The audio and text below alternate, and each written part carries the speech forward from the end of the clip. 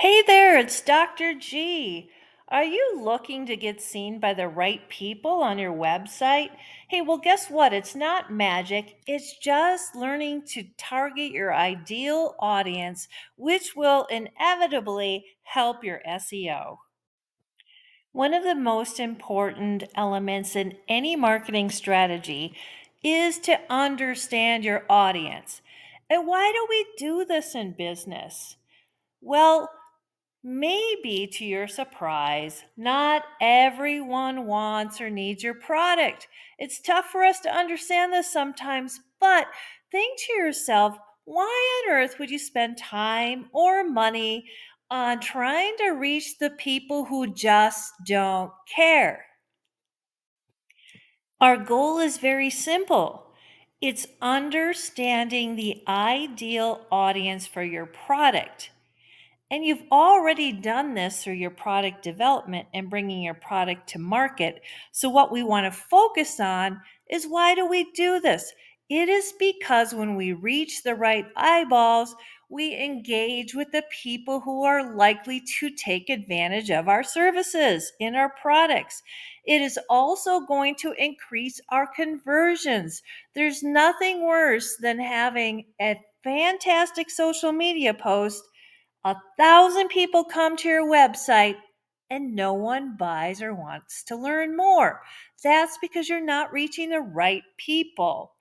And we know through research that those people who are loyal and are advocates not only buy more products and services, they get you new customers. So let's try to identify who is that right audience that you're trying to reach through your optimization efforts. And how do you go about finding the research you need? Well, in a number of different ways that you will find out when you're doing your marketing strategy. There's dozens of sources that you can use to find your target audience. But what we need to understand is, first of all, we have to understand that type of person.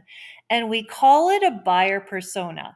A buyer persona is a characterization of your ideal audience. Think of it as a person that you can visualize in any of your creative assets or the way your website looks and feels, but you want a message specifically to that person. So, what do we need to do? We need to understand all of the things that we already know about somebody: demographics, meaning age, geography, income, all of the things that are easy to get. The next thing you want to do is identify the interests and opinions of that target audience and how those relate to your product or service. And most importantly, it is about pain points. Pain points meaning, what are the challenges that your audience has that your product or service, in this case, your time management app, is going to solve for them? Because we don't buy products as people, we buy solutions to problems. And finally, what behaviors do these people have? Do they use social media? Do they check email? Do they only buy with cash or credit card or a brick and mortar? You need to understand all of these elements and visualize in yourself that characterization of that buyer. How does this work? Well, guess what? You have just become a marketing SEO manager for a brand new product. And this product is a time management app that is state of the art, works with everything: laptop, app, all of your Internet of Things, your smart devices. And how are you going to get those eyeballs onto your website or your app so that you can sell those products to the right people? Next, we're going to identify a segment or a group of people with things in common. So, with your target audience or your product, you have a time management solution. Most of us need time, correct? Whether it's at work, or school or our free time, sometimes our lives can get complicated. So, as students, I often hear that you all have a challenge in managing your time as a student. So, a segment that we could use for the time managed project is a college student or a university student. So once you have that segment, we're not looking at the people in the workforce or other things. We're going to focus on the segment of college students. So, as you know, if you are a college student, you know there's lots of different types of college students. And so we want to create a deeper level or understanding of those particular students. So, I'm going to give you three examples of how this works. First of all, as you can see on the screen here, we have Sam. Now, Sam is a 20-year-old Division 1 college athlete. That means that he spends an awful lot of his time managing not only his school, but also his practice, his games, his travel schedule. So, as a point guard of a basketball team, he's a pretty busy guy. But we go further than that. We want to look at what kind of major does he have? And in this case, Sam's major is business administration. He's really interested in the business world.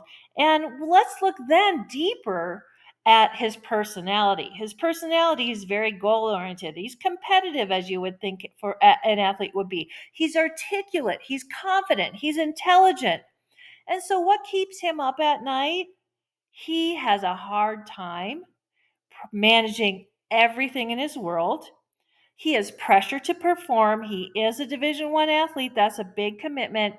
And he's afraid of injuring himself. So what does he value as a person? He evaluates teamwork, education, and what does he use? What does he do in terms of reaching out or social media? He wants to share his journey with other people because he's very interested in involving himself in the community. He loves spending time with friends and family. But as you can see from his quote, he's not just an athlete, he's a student, a leader, a role model. And his goal is to use his platform to make a positive impact in the world. So this is Sam, just one type of college student, and he is what we would call a buyer persona. Now we have Carla. Carla's very different from Sam. Carla is also a college student, so she fits in the segment of college students. But Carla's 19. She goes to Utah Tech University, but she is in love with art. She is getting her degree to be an art history major. She lives on campus. She's a very traditional college student. She does have a part-time job as a cashier. She loves thrifting, but she's very creative and open-minded. She is a bit introverted, but she has an innovative brain and she's very responsive and responsible. Now, her goals are very worldly. She wants to be an art gallery director or a curator. She wants to travel the world. But her challenges are difficult because she also has a problem managing all of the things that she has in terms of her time and her school and her job and her art. And finances are tough. And sometimes she gets a little down on herself and she's got a bit of self doubt. She values humanity and creativity and learning and community. And she's a little bit of an introvert, so she has a private Instagram. She's not about it spreading the word about herself to everybody, but only those people that she knows and loves. Our last persona is Anthony. Now, Anthony, unlike Sam or Carla, is a non-traditional student. He works full time. He takes his classes online at Arizona State University, and he is married with two children. He's very goal-oriented, family-oriented, but he's also a full-time warehouse manager. He wants to extend his career to be a supply chain manager, and that is what he's studying. Now, his hobbies are board games and documentaries. And you know what? He could care less about social media. He's a very busy man and he's got a lot on his plate. So, as you can see, these three personas are all very different. And we think about creating our content strategy, our search engine optimization strategy. We need to think about how we are going to reach these people as individuals. So, how are we going to use search engine optimization techniques to reach Sam or Carla or Anthony? Because they're all very unique people, and we can do this through our relevant keywords. So, if we're talking about somebody like Carla, we may use art time management or maybe a time management tool or college student, whereas with Anthony, we might focus on how to manage time with your family and extend it a little bit out of the University of College students. So we could use the typical time management keywords or app but we could do some long tail keywords such as managing athletic time or managing time for athletes. We're also going to use those same keywords in our meta tags or engaging content that we might create. And all of our off page marketing tactics, such as maybe an infographic or a blog post or a vlog or a video, we are going to create backlinks back to our website, and we're going to focus on the online presence for the things that will reach these target audiences. Again, college students, but a little bit more nuance in understanding that not all college students are alike.